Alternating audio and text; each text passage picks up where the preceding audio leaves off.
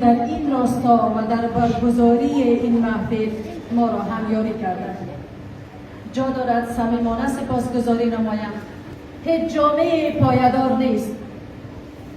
هیچ جامعه پایدار چی در خانواده و چی در نهادهای اجتماعی، اقتصادی و سیاسی بدون حضور فعال و آگاهانه زنان معنا پیدا نمی کند.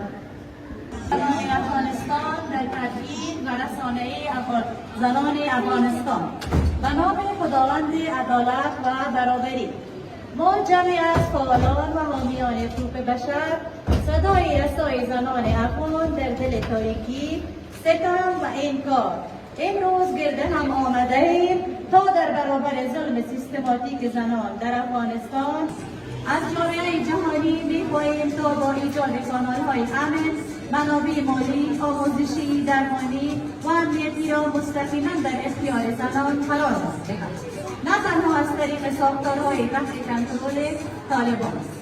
4. پذیرش و حمایت از زنان فعال در خطر و عنوان پناهجویان. زنانی که صدای اعتراضند و اکنون در معرض خطر قرار دارند باید مورد پذیرش فوری قرار گیرند. 5. ایجاد کمیته ویژه نظارت بر وضعیت زنان در افغانستان در سطح سازمان ملل.